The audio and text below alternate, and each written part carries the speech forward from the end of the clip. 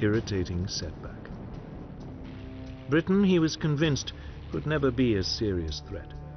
So he now turned to Eastern Europe. For Britain, there was now a chance to rebuild with a view one day to taking the fight to the enemy. But to do that, Churchill would need help.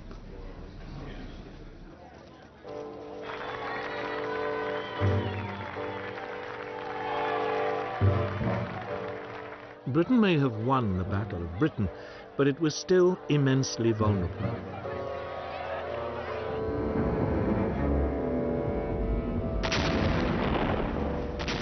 Night after night, its cities were hammered by the Nazis' blitz.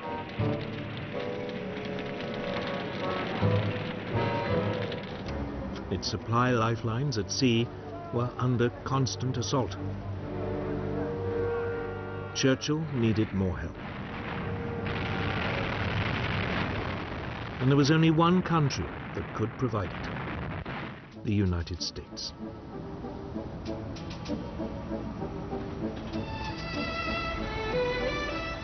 By 1940, the US had recovered from the Great Depression and the economy was booming again. It had immense reserves of manpower and unrivaled industrial strength. But the people of the United States were utterly opposed to becoming involved yet again in Europe's wars. In July 1940, a poll showed that only 8% of them were willing to enter the war.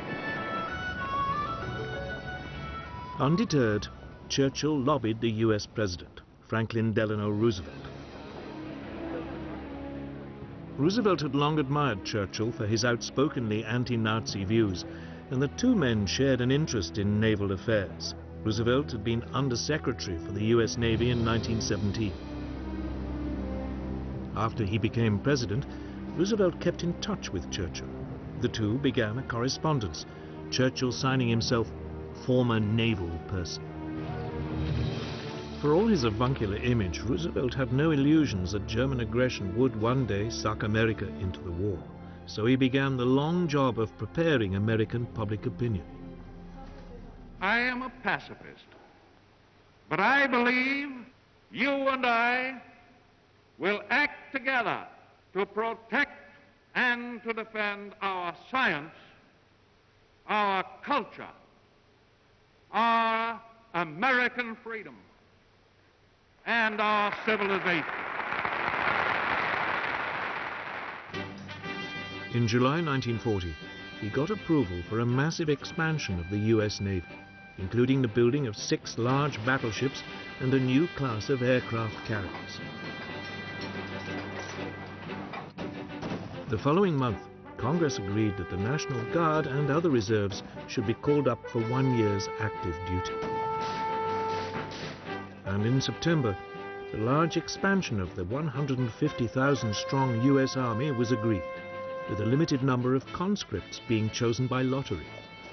The first number drawn by the Secretary of War is serial number 158. That same month, Roosevelt announced a deal under which the US would supply Britain with 50 World War I destroyers in return for 99-year leases on bases in Newfoundland and the Caribbean. The British Navy, desperate for more escorts to fight the U-boats, began taking them over within days of the deal being signed. The clearest sign that Roosevelt was slowly winning the argument came in the November 1940 presidential election, when he convincingly defeated the isolationist Wendell Willkie with 27 million votes to 22 million.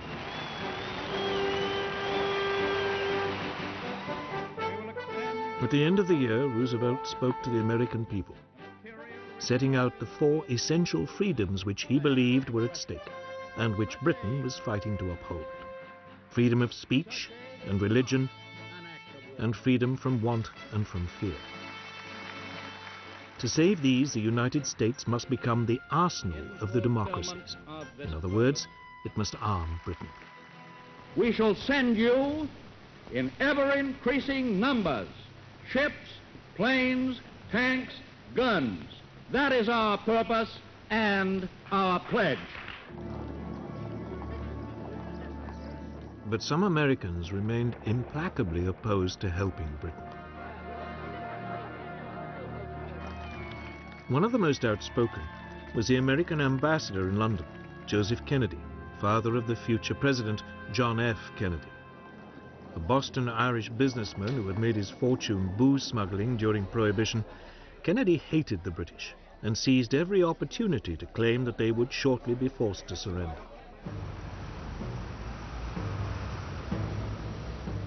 However, Kennedy's virulence was counterbalanced by the growing admiration many Americans felt for the bravery shown by the British people during the Blitz. In particular, the broadcasts by the CBS London correspondent Ed Murrow helped to change public opinion.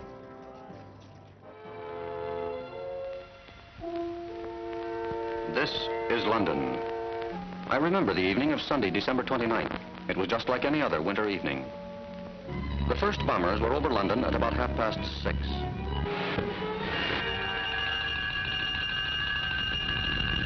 Soon the fires hissed from the top-story windows.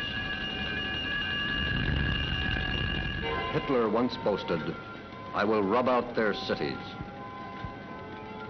This is what he meant.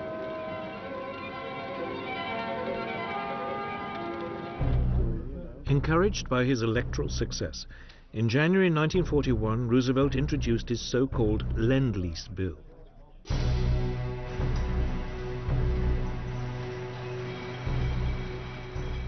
The United States would supply weapons and war material to Britain and China, which was still struggling desperately against the invading Japanese.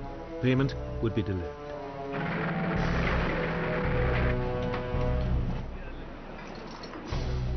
Roosevelt likened Lend-Lease to lending a neighbor a hose to put out a fire. You would worry about the payback later. Roosevelt was also being canny. It also meant that, unlike in 1917, if America had to enter the war, it already would have a substantial weapons industry. American war preparations didn't end there. Roosevelt secretly authorized U.S. military staffs to discuss a common strategy with the British should America enter the war. By April 1941, he felt confident enough to take another step to help Britain at sea. He greatly extended the Pan-American Security Zone, the area within which U.S. warships would protect U.S. merchant vessels. In May, U.S. troops set up bases in Greenland, and U.S. Marines were sent to replace the British garrison in Iceland, which was there to deprive the Germans of its harbors.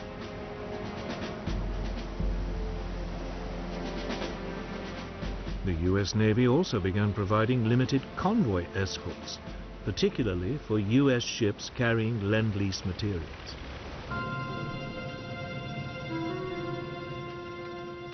Hitler now gave his submariners strict instructions not to sink American ships, as he didn't want to provoke the United States into war.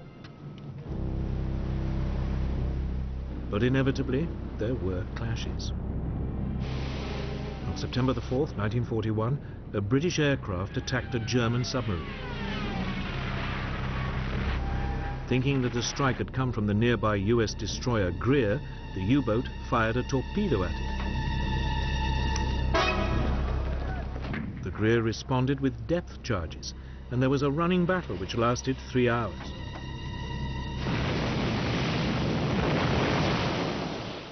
Neither vessel was sunk, but the tension was mounting.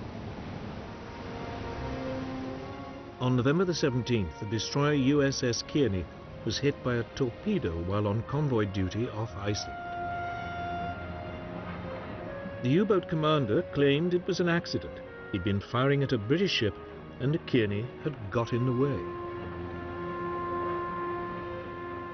But 11 US sailors were dead, and the destroyer only just made it back to port in Reykjavik. Roosevelt protested, and the US press was outraged. However, the American public remained resolutely opposed to going to war.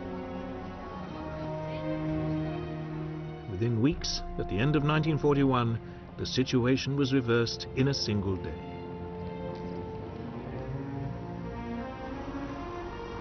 But in the meantime, Britain would have to fight on alone. And luckily, it had an astonishing weapon to hand.